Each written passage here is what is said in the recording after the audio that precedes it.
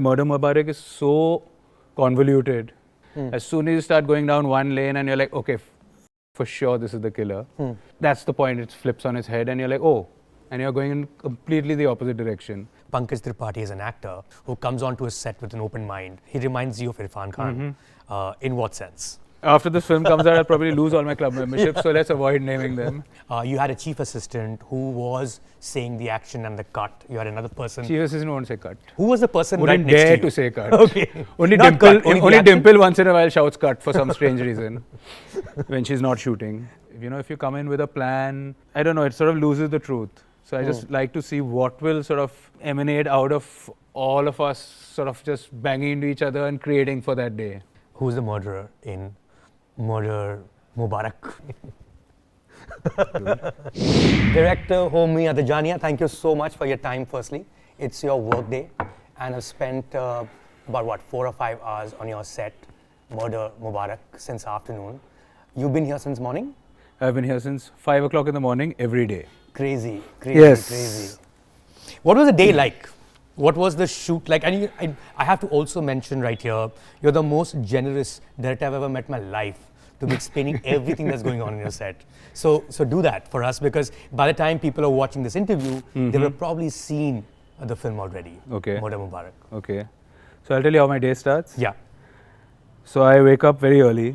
I'm a 5 o'clock in the morning person. What time do you sleep? It doesn't matter. So you wake up with the sound of this azan. No. Right? No, I need 5 hours of sleep. Huh. So I wake up at 5, I go through my scenes for the day, then I do yoga, then I work out, then I meditate. If there's a pool, which there is in this location, I swim. And then I come to set to shoot by about 7. Pretty much my day gets over by 10. Really? As in, for me. Okay. So by 10 in the morning, I'm pretty much done with my day. But that's when most of the shoot is going on. On the shoot, generous, I don't know, but the fact is that on the shoot, I'm very clear that it's not me making the film. It's the whole team as one unit, including the actors, including the crew, who I can't do without. So it's very important for me to keep a certain kind of energy on the set, to keep a certain feeling for the crew that, and it's not a created feeling, it's an organic feeling that everyone is contributing to the vision. I feel it just makes it a better memory. So I noticed like you were sitting there by the monitor, watching what's going on. I think we saw about 4 or 5 scenes that you shot today. You had a chief assistant who was saying the action and the cut. You had another person. Chief assistant won't say cut. Who was the person Wouldn't right next dare to you? to say cut. Okay. Only Not Dimple, cut, only only the action? Dimple once in a while shouts cut for some strange reason when she's not shooting. So you say the cut and Someone you else have calls. assistants who- The first AD will usually call action, because they'll have to call in background action, then they'll have to call in action. And you call cut after you've achieved the shot. But what I tend to do is I let it linger for a while, because I use a lot of stuff which are sort of outtakes, whether it's expressions, whether it's something that comes up post what the actor had to do, because I feel that there's a lot of truth in that when they're just hanging and they're like little vulnerable and they aren't sure. And then even if it's a slight flicker of confusion, or if it's a flicker of like, oh, let me improvise, or I tend to push that into the earlier part of the edit. So I don't usually use exactly how. So you let it linger for some time. I love to let it linger. Right. I feel that it's about capturing all the stuff which is it's life in between, where you really will get nothing that's acted out, where you'll really get a certain kind of authenticity. So I like to do that a lot. But here's the thing, right, Homi, especially with the kind of genre you're dealing with, which is, there is an element of thriller, of course, but it's obviously comedy to begin with, and then it's a murder mystery. Murder mystery means I really want to know who died and why. Whereas with comedy, I don't give a shit. Correct. Is that a fear that you had while you were... in a comedy also, if someone died, I would hope you'd give a shit. It's funny. It's supposed to be funny, so it doesn't matter, right? Whereas I'm very serious in a murder mystery. I really want to know, and there is a sleuth, there is a detective who's sort of, unraveling the whole thing for us. When that person is also funny, or elements in the film are funny, is there do you feel like really hope that the penny drops, that people find it funny, but they also want to know who killed whom? No, they'll always want to know who killed whom. Okay. So that's the idea of how you pace the narrative and how you keep the hooks going every 6 minutes, every 3 minutes, depending on how you're playing it out. But the idea is to this. In fact, Murder Mubarak is so convoluted. It's so convoluted that it took me a while to wrap my head around why someone's doing what because it just keeps going on. It's got that pace. As soon as you start going down one lane and you're like, okay, for sure this is the killer. That's the point. It flips on its head and you're like, oh, and you're going in completely the opposite direction. And I think that's the way it's written. It's been written like that to keep the viewer guessing. And then as soon as you sort of are just about to nail the guy who's killed someone else, another skeleton may just pop up. Literally.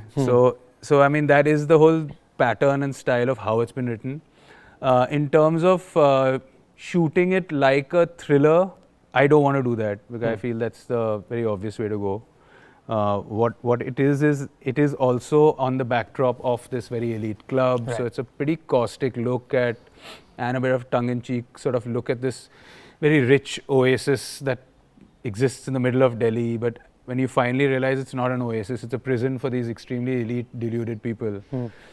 So their whole validation to live is their life at the club. It's their whole existence is defined by this club and its rules and its politics. And so initially the detective also gets drawn into this world and then suddenly realizes how completely bizarre and deluded it is while navigating the murder investigation. In that sense, it's not about treating it as a typical thriller.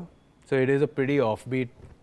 Right, it's also about class. In that sense, yeah. It's giving you a look into that. And while you're doing that, the thriller is going on, the investigation is going on, and more shit starts. So how did you land this film? Is that a book that you'd read beforehand, or is that something that was given to you? I was a gun for hire. Okay. I was told the story. I was sent the script. I had issues with the script. I got it back, and I think they've really got the juice out of the novel, which is Clubby to Death by Anuja Chauhan. Finally, it sat like a really, Supro and Ghazal have written it, and they've written it brilliantly, and it's finally sitting like a nice, solid, crisp film. So I'll tell you why I'm asking this question. Homi, I don't think I know a person who's more Bombay than you. Right, you are quintessential Bombay, and I'm presuming, although from whatever little I've seen of the shoot so far, it's a quintessential Delhi film, isn't it? it is. Right? How do you navigate that space? I actually, the club culture, apart from the people who have Delhiisms in them, and whether it's like our manager Bhatti is being played by Devan, who's Gujarati, so he's worked on getting his Punjabi accent, but not overdoing it.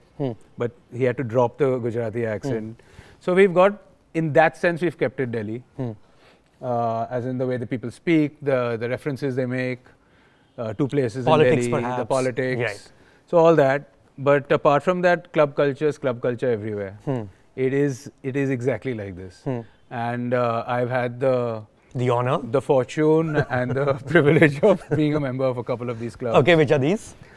Not because you're necessarily going to be kicked out of them very soon. After this film comes out, I'll probably lose all my club memberships, so let's avoid naming them.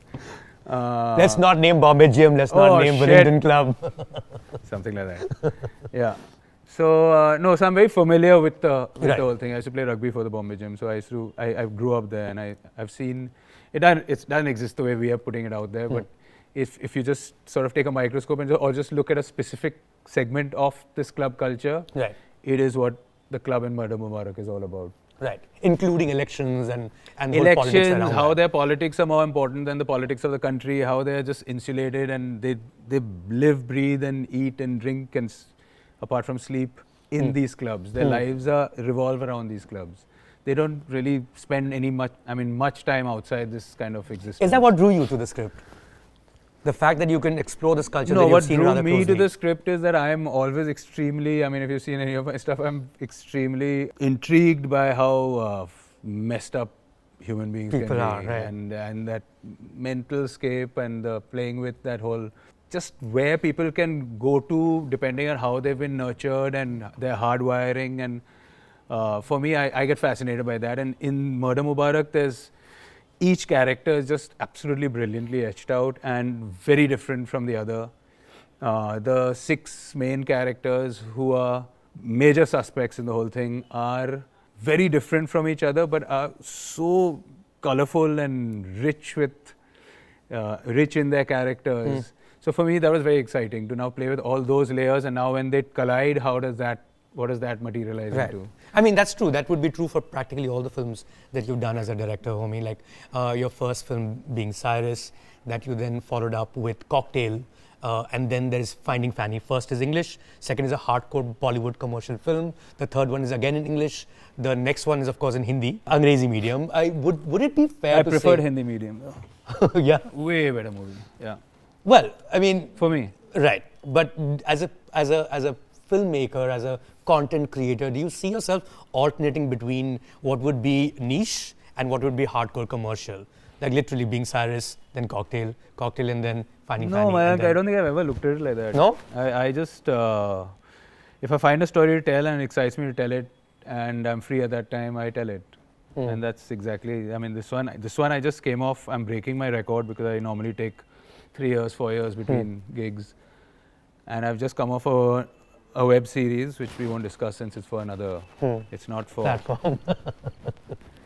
But where I was, I mean, it's diametrically opposite. It's insane, and then suddenly I've come into this very cultured, beautiful, classy kind of space. So it's not that one draws me more than another, and I don't choose the trajectory of, oh, I should be doing this and then I should be doing that.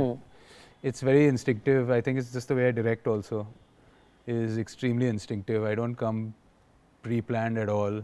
God forbid I don't have that instinct when I wake up in the morning, I'm screwed because I really rely on that. For me, I feel that's where the magic happens. If you come in with a plan, with a very solid plan, I don't know, it sort of loses the truth. So I just like to see what will sort of emanate out of all of us sort of just banging into each other and creating for that day. And that's pretty much how I come onto the set.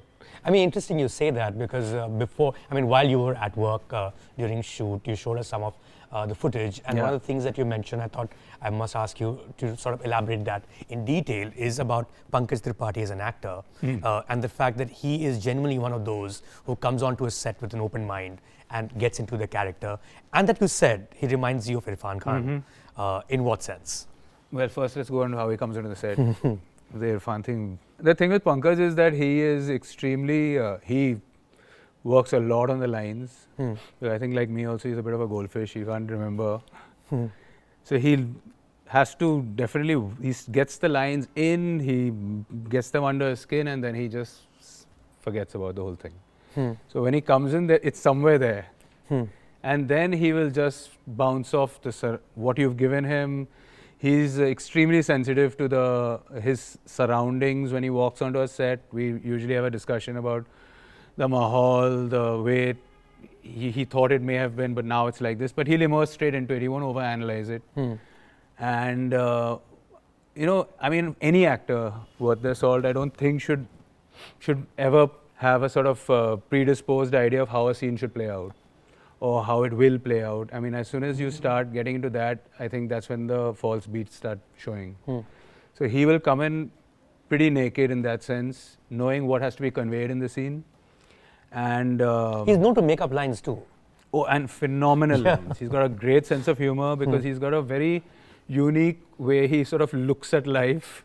And that comes to the second part of why he reminds me of Irfan. I think it's also because